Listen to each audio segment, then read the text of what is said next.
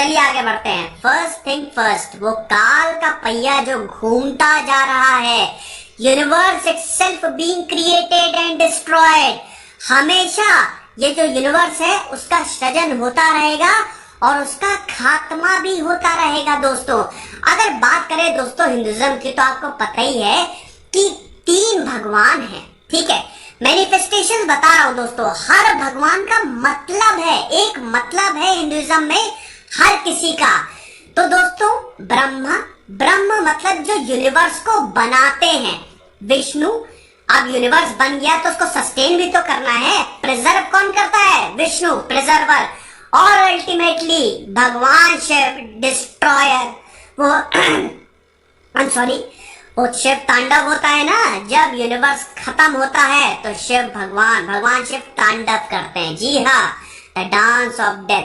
तो भगवान Shiva in order to create you have to destroy, destroyer हैं।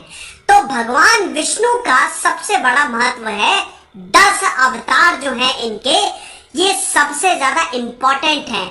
हर युग में ये अवतार भगवान शिव, भगवान विष्णु जो हैं वो अवतरित होते रहते हैं। भगवान ब्रह्म जो है वो बहुत ही अंडर एस्टिमेटेड गॉड है, 2 ही जगह इनकी पूजा की जाती है, वो अभी हम करेंगे। भगवान विष्णु को अगर मैनिफेस्ट किया जाए दोस्तों, अगर भगवान विष्णु को देखे तो विष्णु कोई नहीं है, आप हैं। जी हाँ, एक इंसान का जैसा जीवन होता है, इंसान को जीवन किस तरह से व्यतीत करना है, ये हिंदुइज्म बताता है भगवान विष्णु के फॉर्म में। अभी देखिएगा कैसे कैसे परतें जो हैं हिंदुइज्म पे खुलती हैं, खुलता हूं मैं, साइंस को भी रिलेट करूंगा। अल्टीमेटली एक टाइम पे सारे क्वांटम फिजिसिस्ट हिंदू ही हो जाते हैं। जी हाँ, अरे आइंस्टीन की जो इक्वेशन है E=mc², ये भैया अगर आप हिंदुइज्म में देखें, ब्रह्म और आत्मन के कंसेप्ट को पूरा यूनिफाई कर दिया है। जी हाँ, वो देखेंगे हम अभी जैसे जैसे लेक्चर प्रोसीड करेगा। तो युग की बात कर रहे हैं दोस्तों, ये एपॉक है, एक एरा, टाइम इंटरवल्स, वक्त सबसे इंपॉर्टेंट है दोस्तों। काल का पहिया घूमता जा रहा है कल्प में, और उसके बाद फिर टाइम महायुग में, और अल्टीमेटली महायुग 4 युगों में डिवाइडेड है। अब अगर दोस्तों युग की बात करें दोस्तों, एक मिनट जरा मैं स्क्रीन साफ कर देता हूं सबसे पहले। अब बिल्कुल ठीक है। तो अगर युगों की बात करें दोस्तों तो 4 युग हैं, 4:3:2:1। ये बेसिकली एरा है, पूरे यूनिवर्स या जो ये पूरा क्रिएशन हुआ है, इसका टाइम इंटरवल कितना है। अब दोस्तों क्या है कि अगर सतयुग की बात करें, 4 युगों में डिवाइडेड है, सबसे पहले बता देता हूं, सतयुग, त्रेता युग, द्वापर युग और कलयुग। अगर सतयुग की बात करें दोस्तों, धर्म की बात करना बहुत जरूरी है। धर्म को एक भगवान के रूप में दिखाया गया है, और वो भगवान का रूप है गाय। काऊ के 4 पैर होते हैं, तो धर्म के 4 पिलर्स हैं, ठीक है। तो धर्म का सबसे पहला पिलर क्या है? तपस, austerity, self satisfaction, self control, purity, ये तपस है। उसके बाद आता है शौच, यानी कि क्लेanलीनेस, आपको स्वच्छ होना पड़ेगा, मन से स्वच्छता। यह स्वच्छ भारत अभियान, ये स्वच्छ यूनिवर्स अभियान है मन से स्वच्छ और तन से स्वच्छ। तीसरा मर्सी, यानी कि दया, सबसे इंपॉर्टेंट, इसके बिना कुछ चलना ही नहीं है। और चौथा ट्रुथफुलनेस, यानी कि सच्चाई, बहुत इंपॉर्टेंट है। तो ये धर्म के 4 पिलर हैं, और मतलब धर्म को एक गाय के माध्यम से दर्शाया गया है। तो गाय के 4 पैर होते हैं, तो इसीलिए धर्म के 4 पैर हैं। अब हर युग में धर्म होता है, धर्म के बिना आपको मोक्ष की प्राप्ति नहीं होगी, क्योंकि धर्म से ही कर्म जनरेट होता है। अब धर्म की अगर बात करें दोस्तों, तो हर युग में एक एक पिलर जो है वो गायब होता जाता है। अगर सतयुग की बात करें तो सतयुग में ये चारों पिलर दोस्तों इंटैक्ट हैं। और दोस्तों भगवान विष्णु, आप जरा रिलेशन देखिएगा, थोड़ा समझिएगा इसे।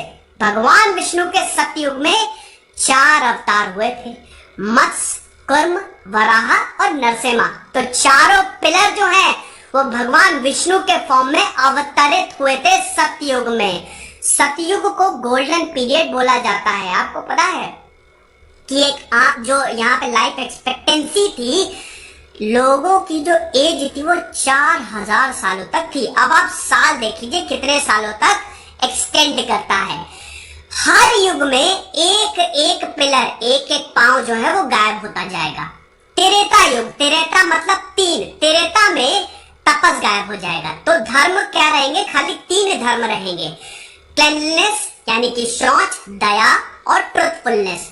द्वापर 2, उसमें 2 पैर गायब हो जाएंगे, तपस और क्लेanलीनेस गायब हो जाएगा, खाली दया और सच्चाई रहेगी द्वापर युग में। और कलयुग में जो अभी प्रेजेंटली चल रहा है दोस्तों, उसमें 3 पिलर गायब हो जाएंगे, खाली सच रहेगा और धीमे धीमे सच्चाई भी गायब हो जाएगी। और उसके बाद दोबारा यूनिवर्स क्रिएट होगा।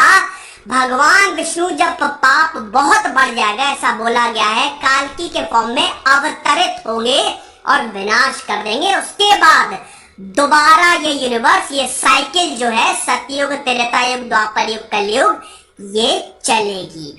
तो आई होप ये चीज आप समझ गए होंगे। दोस्तों, मैंने श्री भागवत गीता पढ़ी है, मुझे नहीं लगता श्री भागवत गीता से बेहतरीन कोई स्क्रिप्चर है। मैं पर्सनली मानता हूँ, मेरा पर्सनल मानना है।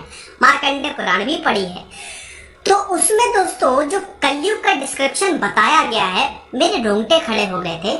जो उन बुक्स में लिखा है, उन स्क्रिप्चर्स में लिखा है, जो कितने सालों पहले जिसको कंपाइल किया गया है, वो बिल्कुल सच साबित हो रहा है। कलयुग का डिस्क्रिप्शन बताना चाहता हूँ दोस्तों। अब दोस्तों स्टोरी है ये परीक्षित और गाय की, फिलहाल मैं अभी उस पर नहीं जाऊंगा, ठीक है। अब दोस्तों क्या है, कलयुग में ये बोला गया है कि जो भगवान है वो देवलोक लौट जाएंगे, मंदिरों में भगवान बसेंगे नहीं। जो रूलर्स हैं वो बहुत ही अनरीजनेबल हो जाएंगे, बहुत सारे टैक्सेस लगाए जाएंगे। रूलर्स राजनीति करेंगे, धर्मों के नाम पे राजनीति होंगी, अपनी ड्यूटी से सब लोग मुंह मोड़ लेंगे, माइग्रेशन शुरू हो जाएगा लोगों का, खाने की कमी हो जाएगी, इंसान इंसान को मार के खाने लगेगा। एक दिन इतनी खराब कंडीशन आ जाएगी, इंसान इंसान से जलने लगेगा, खून खराबा होगा। एक आम लाइफ जो है वो 20 साल तक, मतलब जो लाइफ एक्सपेक्टेंसी है तो खाली 20 साल की रह जाएगी। इंसान छोटा होता जाएगा। इंसान का एक ही उस समय मोटिव रह जाएगा, सेल्फ सेटिस्फैक्शन, सेक्सुअल इंटरकोर्स। पूरी तरह से ड्रग्स में, लस्ट में, शराब में घुसता जाएगा, विलीन हो जाएगा, पाप चरम सीमा पे पहुंच जाएगा। और उसकी शुरुआत दोस्तों हो ही गई है। धरती कांप उठेगी और तब भगवान विष्णु का जन्म होगा, कालके का अवतार लेके वो आएंगे और सब कुछ विनाश करके दोबारा इस यूनिवर्स को स्टार्ट करेंगे। तो आप देख रहे हैं ना, बिल्कुल यही चीज हो रही है जो हमारी श्री भागवत गीता में या मार्कंडेय पुराण या और स्क्रिप्चर्स में लिखा गया था। कमाल है कि नहीं? तो चलिए आगे बढ़ते हैं। तो अब हम पढ़ने क्या वाले हैं। देखिए लेक्चर दोस्तों थोड़ा लंबा होगा, जैसा कि मैंने बताया 10,000 साल का इतिहास है। मैं चाहता हूँ सब चीज आपको बता दूं। सबसे पहले हम हिस्ट्री जानेंगे, उसके बाद कंसेप्ट। देखिए दोस्तों, अगर हिंदुइज्म की बात करें तो अल्टीमेट एम क्या होता है हिंदुइज्म में? मोक्ष की प्राप्ति। जी हाँ, मोक्ष की प्राप्ति करनी है। इंसान का जन्म होता है, इंसान माया से इंटरैक्ट करता है, इंसान बंध जाता है। देखिए माया इंटरैक्ट मतलब अट्रैक्ट करती है एक इंसान को। माया यानी कि ये प्रकृति, जिस धरती पे आप रह रहे हैं, ये नेचर, वो क्या बोलेगी? मेरे पास सोना है, मेरे पास पैसा है, मेरे पास लस्ट है, मेरे पास लालच है, मेरे पास आ जाओ। तो क्या होता है कि इंसान खिंचता चला जाता है। आजकल हर कोई खिंच गया है। अब दोस्तों क्या है इसमें, जिस इंसान ने समझ लिया कि मुझे मोक्ष की प्राप्ति करनी है, अरे देखिए कितना थकावटी प्रोसीजर है। आप जन्म लेंगे, आपको पूरी लाइफ बितानी है, फिर वही सिविल सर्विसेज की तैयारी, फिर वही प्रॉब्लम्स, टेंशन। इससे अच्छा भैया ये साइकिल छोड़ के सीधा उस ब्रह्म में विलीन हो जाओ, मोक्ष की प्राप्ति कर लो। लेकिन माया ऐसा करने नहीं देगी। तो ये मोक्ष का जो ज्ञान है ये आपको कौन देगा? एक गुरु। तो ये कंसेप्ट की हम बात करेंगे आगे जाके, अभी देखेंगे। फिर डिफरेंट स्क्रिप्चर जो पढ़ाए गए हैं, एक जीने का तरीका जो बताया गया है, सोसाइटी को बांधने का तरीका बताया गया है, वो देखेंगे। और सबसे जरूरी दोस्तों, डाइटीज। हिंदुइज्म में कोई भी रोक टोक नहीं है, कितने भी भगवान बना लो, कोई दिक्कत नहीं है, क्योंकि हर भगवान एक मैनिफेस्टेशन है। वो नेचर को रिप्रेजेंट कर रहा है, वो जानवर को रिप्रेजेंट कर रहा है। यहाँ पे हर किसी को इज्जत दी गई है। तो दोस्तों, सबसे पुराना रिलीजन है हिंदुइज्म। बहुत हिस्टोरियंस का मानना क्या है ही है, जैसा कि मैंने बताया ना कि 10,000 साल पहले से ये चला आ रहा है। सनातन धर्म इसको बोला जाता था। तो अगर बात करें या हिस्ट्री देखें तो आपको पता ही है कि 1500 बीसी से पहले प्री वैदिक पीरियड था, और 1500 बीसी से लेकर 500 बीसी तक, ये 1000 सालों तक, ये 1000 सालों का जो टेन्योर है, ये था वैदिक पीरियड। वेदों का कंपाइलेशन यहाँ पे हुआ, डिवाइन रेवलेशन हुआ था दोस्तों। ऋषि मुनियों को साक्षात उस ब्रह्म ने दर्शन दिए थे। जी हाँ, उनको बोला था, और उनकी वाणी है, उनकी सेइंग्स हैं कि ये वेदों को लिखो, और वेदों को श्रुति में रखा जाता है। जी हाँ, देखिए दोस्तों, अगर स्क्रिप्चर्स की बात करें तो दो में डिवाइडेड है, एक श्रुति और एक स्मृति। श्रुति मतलब जो बोल बोल के बताई जाती है, और स्मृति मतलब यादें, रिमेम्बर्ड, जैसे कि भगवद गीता, रामायण। ठीक है, तो वेद सबसे पहले आए थे हिंदुइज्म में। ठीक है, सबसे पहला कंपाइलेशन था। उसके बाद 500 बीसी से लेकर 500 एडी तक, या सीई जिसको कॉमन एरा भी बोला जाता है, ये पूरा पुराणों का पीरियड था। ठीक है, यहाँ पे पुराण लिखे गए ढेर सारे, और उसके बाद 500 एडी से 1500 एडी तक ये मेडिवियल था। इसमें शंकराचार्य उन्होंने अपनी फिलॉसफी बताई, भक्ति मूवमेंट चालू हुआ। शंकराचार्य और भक्ति मूवमेंट में मेरा एक सेपरेट लेक्चर है, आप देख लीजिएगा। उसके बाद फिर मॉडर्न ये पूरा हिंदुइज्म शुरू हो गया था, इसमें स्वामी विवेकानंद आए थे, राजा राम मोहन रॉय, जिनको तो फादर ऑफ मॉडर्न इंडिया बोला जाता है, हिंदू रेनेसा, हिंदू री अवेकनिंग, मॉडर्नाइजेशन उन्होंने पूरा का पूरा कर दिया था। जो हिंदुइज्म में सोशल इविल्स थे, उनको पूरी तरह से तो नहीं, लेकिन आवाज उठाने में कामयाब रहे थे। राजा राम मोहन रॉय और स्वामी विवेकानंद की भी जीवनी को मैंने रिव्यू किया हुआ है। तो ये पूरा का पूरा जो था, ये एक छोटा सा इतिहास है। अब आगे बढ़ते हैं। अगर देखा जाए कि हिंदू वर्ड कहाँ से आया, तो दोस्तों इंडस वैली सिविलाइजेशन से ये हिंदू वर्ड जो है ये जनरेट हुआ है। इंडस जो नदी थी, सिंधु नदी थी, उसके आसपास जो पूरे लोग रहते थे, उनको बोला जाता था कि ये हिंदू हैं। अब हिंदुइज्म की बात करें दोस्तों, तो जैसा कि मैंने बताया कि यहाँ पे कोई भी, आप भगवान तक का भी मजाक उड़ा सकते हैं, आप जितने चाहे भगवान बना सकते हैं, यहाँ पे कोई भी रुकावट नहीं है। हिंदुइज्म कभी भी सवाल नहीं उठाता, क्योंकि अल्टीमेटली आप जितने भी भगवान बना रहे हैं, वो सिर्फ एक जरिया है उस ब्रह्म को, उस परम ब्रह्म तक पहुंचने का, क्योंकि अल्टीमेट एम वही है कि आपको ब्रह्म को समझना है, जिसने आपको बनाया है, और उसको समझ के फिर उसी में विलीन हो जाना है। तो ये चीज है। मेजॉरिटी रिलीजन है इंडिया में, तो मेजॉरिटी रिलीजन है, 80% हिंदू है यहाँ पे, और थर्ड लार्जेस्ट रिलीजन है दुनिया का। ठीक है, तो आई होप ये चीज आपको समझ में आई होगी। अब हम जल्दी से आते हैं कंसेप्ट पे। सेंट्रल फिलॉसफी क्या है दोस्तों? देखिए दोस्तों, ब्राह्मण सबसे इंपॉर्टेंट है। ब्राह्मण ऑल परवेडिंग एनर्जी, जो सब में है, हमेशा था, हमेशा रहेगा, neither be created nor be destroyed. ब्राह्मण, उसमें से निकलता है आत्मन, यानी कि आत्मा, जो कि हमारी सोल है। और ये आत्मा जो है, ये लाइफ साइकिल के बर्थ में फंस जाती है। आई होप ये बात आपको समझ में आई होगी। जो अल्टीमेट सोर्स ऑफ एनर्जी है, जो ईश्वर है, परम रूपी, परम ब्रह्मा, ब्राह्मण जिसको बोला गया है, उसमें से निकलता है आत्मन, जो पीसेस ऑफ एनर्जी होते हैं, जो कि हम हैं। ठीक है, आत्मन हम हैं। आत्मन इंटरैक्ट करता है माया से। माया ये प्रकृति है, तो आत्मन क्या करेगा? एंटर करेगा माया में, इस प्रकृति में, और इस माया में जब वो एंटर करेगा तो एक फिजिकल फॉर्म लेगा, जिसको ह्यूमन बॉडी बोला जाता है। तो ये जन्म की कहानी है, ठीक है। अब जन्म होता है एक इंसान का, उसकी चेतना जगती है, वो होश में आता है, कॉन्शियसनेस। अब यही ह्यूमन बॉडी जो है वो किससे इंटरैक्ट करती है? वापस माया से। जैसा कि मैंने बताया ना कि माया अपने आप, माया अट्रैक्ट करती है इंसानों को कि मेरे पास वेल्थ है, मेरे पास पैसा है, मेरे पास आ जाओ, मेरे पास तुमको सब कुछ मिलेगा। लेकिन ये एक्चुअली में है ही नहीं, ये सब मिथ है। रियलिटी क्या है?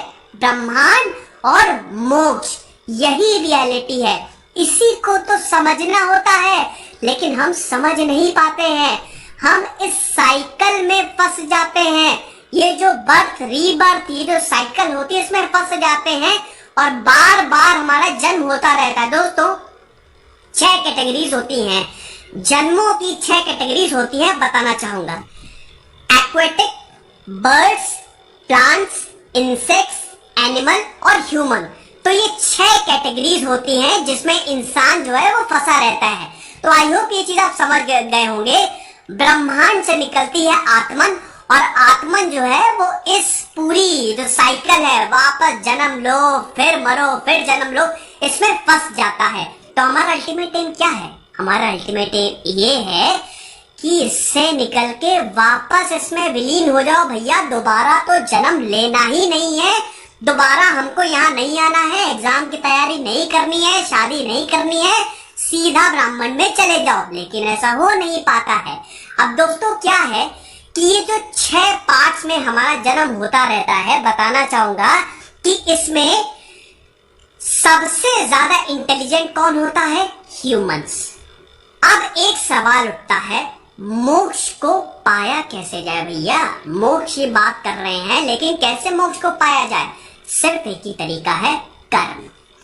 अपने कर्म बहुत अच्छे करो। दोस्तों क्या है कि जैसे आप कर्म करेंगे वैसा ही रिएक्शन होगा। अगर आपने बहुत बढ़िया कर्म किया, अपने जीवन में कर्मों को बहुत अच्छा किया, सबकी भलाई की, सबके बारे में अच्छा सोचा, तो आपको मोक्ष मिल जाएगी। आप अल्टीमेटली इस साइकिल से फ्री होके उस ब्रह्मांड में विलीन हो जाएंगे और भैया फिर काम खत्म, ठीक है। लेकिन फिर आपके अच्छे कर्मों का जो हिसाब है ना, देखिए दोस्तों क्या है ना कि यहाँ पे हिसाब है, हर किसी का हिसाब है। ये यूनिवर्स जो है ना बड़ा इंटेलिजेंट है। आप यूनिवर्स की इंटेलिजेंस को कभी भी क्वेश्चन नहीं कर सकते। हमारी यहाँ बॉडी देखिए, ब्रेन अलग, किडनी अलग, एक प्रॉपर मशीनरी ये डिजाइन की गई है, ठीक है। तो यहाँ पे आप ये बिल्कुल भी नहीं सोच सकते, या आप ये मतलब नहीं हो सकता कि अगर आप किसी के साथ बुरा कर रहे हैं तो ये बहुत अच्छी बात है। अगर आप किसी के साथ बुरा कर रहे हैं तो आपके साथ भी उतना ही बुरा होगा। तो अपने कर्मों को हमेशा अच्छा रखना चाहिए। अब वो किसी भी फॉर्म में हो सकता है, कभी कभी ये अगले जन्म में मिलता है इसका जो फल है, ठीक है। देखिए जैसे आप बीज लगाते हैं किसी भी पेड़ का, तो तुरंत ही आपको उसका फल नहीं मिल जाता है, थोड़ा टाइम लगता है। कभी कभी तुरंत फल मिलता है, कभी कभी टाइम, लेकिन मिलता जरूर है। तो कर्मों के माध्यम से आप जो है वो इससे फ्री हो सकते हैं। लेकिन मोक्ष को पाने के भी 2 तरीके बताए गए हैं। आपको पता है कौन कौन से तरीके हैं वो? एक द्वैत और एक अद्वैत। ये हम स्क्रिप्चर्स में समझेंगे। आप दोस्तों कर्मों को, मोक्ष को पाने के लिए भी आप अपने कर्म जो है वो बहुत ही अच्छे रखिए, ठीक है। इन संसार में जो बर्थ और जन्म और मृत्यु का जो साइकिल होता है इसको संसार कहते हैं, ठीक है। इन संसार से हट जाइए। लेकिन दोस्तों इसका एक और भी तरीका है। कर्म को करने के लिए, अच्छे कर्मों को करने के लिए एक और भी बहुत बढ़िया तरीका है, योग। 4 तरीके के मेथड बताए गए हैं दोस्तों। इन 4 में से अगर आप एक में भी एकदम बढ़िया तरीके से परिपक्व हो गए तो आपको मोक्ष की प्राप्ति हो सकती है। सबसे पहले होता है इसमें कर्म योग। जैसा कि मैंने बताया, अपने कर्म बहुत अच्छे करिए। दूसरा होता है भक्ति योग। भक्ति में विलीन हो जाओ, ब्रह्म को समझ लो। जब तक आप ब्रह्म को नहीं समझेंगे ना, तब तक आपको मोक्ष की प्राप्ति नहीं मिलेगी। तीसरा ज्ञान योग। इतने ज्यादा ज्ञानी हो जाओ, खूब पढ़ाई करो, लेकिन यहाँ पे सेंट्रल टीचिंग ये है कि कुछ भी कर लो, अपने कर्म अच्छे रखो भैया, याद रखना, कर्म अगर नहीं अच्छे रखोगे तो मोक्ष की प्राप्ति नहीं होगी। और फिर होता है हठ योग, अपनी बॉडी को प्रॉपरली ट्रेन कर दो। तो ये मेथड्स होते हैं, ठीक है। तो आप इन मेथड्स को, अगर आप इन मेथड्स में परिपक्व हो गए तो डेफिनेटली आपको मोक्ष की प्राप्ति हो जाएगी विथ गुड कर्म। कर्मों को आपको अच्छा रखना है। अब दोस्तों यहाँ पे दूसरी चीज आती है, यहाँ पे हम कह रहे हैं कि ब्रह्म को समझना है, ब्रह्म को समझना है, ब्रह्म को समझना है। हमने आपको योग के बारे में भी बता दिया कि ऐसे आप ब्रह्म को समझ सकते हैं, लेकिन दोस्तों ये योग का मोटिव क्या है, क्या कर रहे हैं हम इस योग से, करेंगे क्या? तो दोस्तों देखिए, तीन चीजें होती हैं, जैसा कि मैंने बताया। नंबर 3 का बहुत बड़ा यहाँ पे योग है। सबसे पहले होता है सत, दूसरा होता है चित्त, तीसरा होता है आनंद, ठीक है। ये तीनों मिलके त्रिशूल बनाते हैं, ठीक है। सत मतलब होता है ब्रह्म। इस ब्रह्म को डायरेक्ट समझ लो इन मेथड से, ठीक है। इन पूरे के पूरे मेथड से उस ब्रह्म को डायरेक्टली समझ जाओ, काम ही खत्म। फिर इस ब्रह्म को समझ गए, तुरंत मोक्ष मिल जाएगी। दूसरा होता है चित्त, खुद में, खुद के अंदर। देखिए, ब्रह्म का एक पार्ट आत्मा आपके अंदर भी है। आप ही विष्णु हैं, याद रखिएगा, आप ही विष्णु हैं। आप उस आत्मन को समझ लो। अब उस आत्मन को आप कैसे समझ सकते हो? ज्ञान योग से, ठीक है। मेडिटेट करो, ध्यान लगाओ, ध्यान लगा के उस ब्रह्म को समझ लो, ठीक है। तीसरा और आखिरी होता है आनंद। बहुत खुशी मिलती है जब आप भक्ति में विलीन हो जाते हो। तो भगवान की भक्ति करो, मूर्ति बना के पूजा करो और इस ब्रह्म को समझ लो। तो आप देख रहे हैं ना किस तरह से कनेक्शन है। सत, चित्त, आनंद, ये 3 मेथड होते हैं और इन 3 मेथड को पाने का तरीका योग होते हैं। और इन्हीं योग से आप इस ब्रह्म को समझ के मोक्ष की प्राप्ति कर सकते हो। और अगर बेटा नहीं किया तुमने ये, तो याद रखना, बार बार इसी साइकिल में फंसते रहोगे। और जो पापी होते हैं, जो बहुत बुरा करते हैं, वो तो इस साइकिल में पक्का फंसते रहेंगे। दोस्तों एक चीज और बताना चाहता हूँ, जो अच्छे लोग होते हैं उनके साथ हमेशा अच्छा होता है, ये भी आप याद रखिएगा। मार्कंडेय पुराण भागवत गीता में भी यही लिखा गया है कि जब कलयुग अपनी चरम सीमा पे होगा, जब पाप बहुत होगा, तो वही इंसान सरवाइव करेगा जिसका दिल अच्छा है, जिसका धर्म अच्छा है, जिसके कर्म अच्छे हैं। भगवान उन्हीं के साथ होंगे, उस वक्त भी भगवान रहेंगे, लेकिन वो उन्हीं के साथ रहेंगे जो वाकई में दिल से अच्छे हैं। उनका कोई कभी नहीं बिगाड़ सकता। तो ये चीज याद रखिएगा, हमेशा अच्छाई का साथ पकड़े रहिएगा, कभी छोड़िएगा नहीं। दूसरा जो कंसेप्ट आता है धर्म। देखिए दोस्तों, कर्म ठीक है, लेकिन धर्म भी उतना ही इंपॉर्टेंट है भैया। सारे युग जो हैं वो धर्म से ही चल रहे हैं। धर्म को ही भगवान माना गया है, हमने देखा था ना। आप धर्म को फॉलो करिए, जो आपका धर्म है उससे आपके अच्छे कर्म भी जो है वो निश्चित होते जाते हैं, ठीक है। तो अब दोस्तों क्या है कि यहाँ पे धर्म की अगर डेफिनेशन देखें तो करना क्या है, राइट कंडक्ट, ये होता है धर्म। लेकिन ये धर्म हर किसी के लिए अलग अलग होता है। जरूरी नहीं है कि एक स्टूडेंट के लिए जो धर्म हो वही एक ब्यूरोक्रेट के लिए भी हो, एक ब्यूरोक्रेट का जो धर्म हो वही एक पत्नी का भी हो, एक पत्नी का जो धर्म हो वही एक आम इंसान का भी हो। तो ऐसा जरूरी नहीं है, ठीक है। धर्म जो है वो अलग अलग होते हैं, लेकिन जो जॉब दी गई है, जो धर्म किसी को दिया गया है, उसको अच्छे से निभाना चाहिए। अगर उसको आप अच्छे से निभा देते हैं तो आपके कर्म जो है वो बहुत ही पॉजिटिव होंगे, बहुत ही पॉजिटिव कर्म जनरेट होंगे और अल्टीमेटली आपको मोक्ष मिल जाएगी। अच्छा, एक चीज तो मैं बताना ही भूल गया दोस्तों, जन्म और मृत्यु ये जो कंसेप्ट है ये आपके कर्म तो डिसाइड करते हैं। अगर आपने बहुत अच्छे कर्म किए तो आप ऊपर जाते जाएंगे साइकिल के, लेकिन अगर आपने बुरे कर्म किए तो आपका जो जन्म है ना वो बहुत ही लोअर साइकिल में होगा। ये भी याद रखिएगा, ठीक है। ये भी याद रखिएगा कि आपका जो जन्म है ना वो बहुत ही लोअर साइकिल में होगा। आपके बहुत ही खराब जन्म कर्म है, आप पापी हैं, आपने सबके साथ बुरा किया है, तो बेटा ये याद रख लो कि अगले जन्म में तो तुम कीड़े मकोड़े बनोगे, ऐसा हिंदुज्म बोलता है। लोअर साइकिल मिलती जाती है, ठीक है।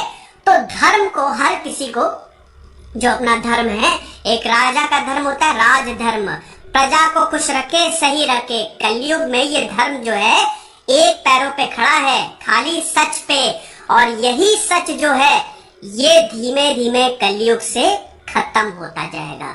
और उसके बाद फिर कलयुग का बिना, जैसा कि मैंने बताया कि भगवान विष्णु अवतरित होंगे, ठीक है। तो ये चीज है। भागवत गीता, श्री भागवत गीता की बात करें तो इसमें स्वाधर्म पे बहुत ज्यादा, इस पे बहुत ज्यादा मतलब दिया गया है कि धर्म, देखिए यहाँ पे भागवत गीता का ही चलिए एग्जाम्पल ले लेते हैं। अर्जुन के सामने कुरुक्षेत्र में वॉर में उनके भाई होते हैं, उनके सारे रिलेटिव्स होते हैं, उनके दादाजी होते हैं। अर्जुन सीधा अपने हथियार को त्याग देता है, मैं नहीं लड़ूंगा, कैसे लड़ूं, मेरे सामने पूरा परिवार है, मुझे युद्ध करना ही नहीं है। तब भगवान कृष्ण उनको उपदेश देते हैं, जिनको भागवत गीता में बहुत ही खूबसूरती से पिरोया गया है। तो श्री कृष्ण यही बताते हैं कि तुम एक वॉरियर हो, तुम एक क्षत्रिय हो, ये तुम्हारा धर्म है, और धर्म को अगर एस्टैब्लिश करना है तो इनका विनाश करना जरूरी है। जब तक तुम इनको नहीं मारोगे तब तक बैलेंस नहीं बनेगा, और नेचर हमेशा बैलेंस प्रेफर करता है। तो ये तुम्हारा धर्म है, तो वो पूरा उपदेश देते हैं दोस्तों। तो धर्म का बहुत इंपॉर्टेंट है। अब दोस्तों सबसे जरूरी चीज, अच्छे कर्म करने हैं, योग करना है, धर्म को समझना है। ये कैसे समझेंगे? एक इंसान चाहिए जो आपको गाइड करे, उसको कहते हैं गुरु, जिसको भगवान की उपाधि दी गई है। गुरु आपको बताएगा कि इन कर्मों को कैसे इम्प्लीमेंट करना है, इन योग को कैसे सीखना है, वेदों का पाठ पढ़ाएगा गुरु। गुरु आपको गाइड करेगा। देखिए दोस्तों, हम माया से इंटरेक्ट करते हैं, हम डूब जाते हैं मटेरियलिस्टिक वर्ल्ड में, इससे बाहर निकालता है गुरु। तो गुरु का काम क्या होता है कि आपको बताए कि मोक्ष की प्राप्ति कैसे होगी। और ये जो तुम देख रहे हो ना, ये सब छलावा है, इन सब से निकल के। अब दोस्तों यहाँ पे एक चीज और बताना चाहता हूँ कि यहाँ पे आप ये बात समझ लीजिएगा कि सब कुछ छोड़ के सन्यासी हो जाना है, हमको सन्यास धारण कर लेना, नहीं, ऐसा नहीं है। आप अपना जीवन जिए, बहुत अच्छे से जिए, लेकिन कर्म अच्छे करिए बस। कोर फिलॉसफी यही है, सेंट्रल फिलॉसफी यही है कि सच्चाई का साथ कभी मत छोड़िए, नॉन वायलेंट रहिए और दूसरों का भला करते रहिए। बुरा मत देखो, बुरा मत सुनो और बुरा मत बोलो। ये है भैया कंसेप्ट हिंदुइज्म का। बाद में महात्मा गांधी ने जाहिर सी बात है उसको लिया, और उसके बाद फिर वर्ण सिस्टम। लेकिन दोस्तों वर्ण सिस्टम, वैसे इसकी मतलब जो आइडिया था वो तो बहुत बढ़िया था, लेकिन लेटर वैदिक पीरियड में वर्ण ने पूरा कबाड़ा करके रख दिया। वर्ण में 4 क्लासेस हैं। सबसे ऊपर ब्राह्मण, ठीक है, जिनको इंटेलेक्चुअल बोला जाता है, ये पिछली क्लास है। ब्राह्मण पढ़ाएगा, ठीक है, लोगों को गाइड करेगा, उपनिषद वेदों का ज्ञान लेगा और वो लोगों को बताएगा कि कैसे मोक्ष की प्राप्ति होनी है और कर्मों को कैसे सही करना है, योगिक प्रथाएं सिखाएगा। उसके बाद क्षत्रिय, राजा, वॉरियर्स, ये वॉरियर्स होंगे, ठीक है, सेकंड क्लास, ठीक है। उसके बाद फिर वैश्य, बिजनेसमैन, ट्रेडर्स, ये वैश्य होंगे। और फाइनली लोअर क्लास शूद्र। वेदों का ज्ञान खाली ये 3 ही लोग, जिनको अपर बर्थ बोला जाता है, यही 3 लोग ले सकते थे, शूद्र नहीं ले सकते थे। बाद में पूरी तरह से लेटर वैदिक पीरियड में कबाड़ा हो गया दोस्तों, और एक्सप्लॉयटेशन शुरू हो गया। तो हिंदुइज्म में कभी भी ऐसा नहीं लिखा था कि एक्सप्लॉइट करें। आइडिया सही था, लेकिन बाद में बड़ी दिक्कतें हो गई, सोशल इविल्स ने जन्म ले लिया, जिसके बाद फिर विवेकानंद को आना पड़ा, फिर उसके बाद राजा राम मोहन रॉय को आना पड़ा, और भैया दयानंद सरस्वती ने तो सीधा बोल दिया था ना, बैक टू वेदास, ठीक है। तो ये चीज थी। अब ये टॉप 3 क्लास को ट्वाइस बॉर्न बोला जाता है, और इनके 4 स्टेजेस होते हैं जो इन सबको बिताने पड़ते हैं, ठीक है। दिखा देता हूं मैं। ब्राह्मण, क्षत्रिय और वैश्य, अपनी जिंदगी इनको बितानी है, वो 4 मेथड बताए गए हैं। सबसे पहले ब्रह्मचर्य, ब्रह्म प्लस आचार्य, ब्रह्मचर्य आपको एज ए स्टूडेंट एज पे आपको सेलिब्रेट होना है, ठीक है। सिर्फ आपको पढ़ाई करनी है, इधर उधर ध्यान नहीं देना है। वेदों का पाठ, वेदों का आपको पूरी तरह से मतलब उसको मास्टरी हासिल करनी है और ब्रह्मचर्य अटेन करना है। उसके बाद गृहस्थ, एक मेल की शादी होगी, उसकी बीवी होंगे, उसके बच्चे होंगे, उस गृहस्थ जीवन को पूरी तरह से निभाओ, अटेन करो, ये पुरुषार्थ है, तुम्हारा धर्म है। उसके बाद फिर वनप्रस्थ, अपनी लाइफ से रिटायर हो जाओ, उसके बाद सन्यासी हो जाओ, अपनी बीवी को भी मतलब अपनी पत्नी के भी साथ जाओ, यहाँ पे पिलग्रिमेज करो, यात्राएं करो, ठीक है। और फाइनली सन्यास, पूरी तरह से इस मटेरियलिस्टिक जीवन को त्याग के उस भगवान की पूजा में विलीन हो जाओ और अल्टीमेटली मोक्ष को प्राप्त हो जाओ। ये दोस्तों वर्ण सिस्टम, ये भी हिंदुइज्म में डिविजन्स हैं, तो ये चीज है। अब अगर दोस्तों हिंदू स्क्रिप्चर्स का क्लासिफिकेशन देखें, अभी तक हमने कंसेप्ट समझ लिए, आई होप आप समझ गए होंगे। सबसे इंपॉर्टेंट ब्राह्मण, उसके बाद आत्मन, उसके बाद फिर कर्म, उसके बाद धर्म, उस इसी ऑर्डर में याद रखिएगा, उसके बाद गुरु और अल्टीमेटली फिर वर्ण, ठीक है। ये कंसेप्ट्स हैं। अब हिंदू स्क्रिप्चर्स की बात करते हैं, 2 में डिवाइडेड है, श्रुति स्मृति। श्रुति बोल बोल के, स्मृति मतलब जो याद की जाती है। तो आप देख सकते हैं सबसे पहले वेद है, जिसमें जो 4 में डिवाइडेड है, ऋग्वेद, सामवेद, यजुर्वेद, अथर्ववेद। और स्मृति जो लिखी हुई है, इतिहास, रामायण, महाभारत, भगवद गीता, सबसे इंपॉर्टेंट धर्मशास्त्र, दर्शन, उपवेद, पुराण, आगमन। तो आगम ये आप देख सकते हैं, ये मैं अगले पार्ट में आपको बहुत अच्छे से समझाऊंगा। 4 पार्ट में वैसे जितनी भी प्राइमरी डाइटीज हैं हिंदुइज्म की डिवाइडेड हैं। सबसे पहले जो भगवान विष्णु की पूजा करते हैं वैष्णविज्म, भगवान शिव की पूजा करते हैं शैविज्म, देवी की पूजा करते हैं शक्तिज्म, और उसके बाद फिर जो देवताओं की पूजा करते हैं समर्थिज्म। वैसे बताई दूं दोस्तों, हिंदुइज्म में ब्रह्मा यहाँ पे नहीं है, जी है, जैसा कि मैंने बताया काफी अंडर एस्टिमेटेड है। उसके पीछे कहानियां हैं, वो हम अगले पार्ट में डिस्कस करेंगे। ब्रह्मा, विष्णु और शिव, ठीक है। इन्हीं तीनों ने पूरी दुनिया को बनाया है और यही तीनों पूरी दुनिया को खत्म भी करेंगे, ठीक है। और उसके बाद फिर गॉडेस भी आती हैं, वो भी हम देखेंगे, ठीक है। क्लासिफिकेशंस अगले पार्ट में जानेंगे। और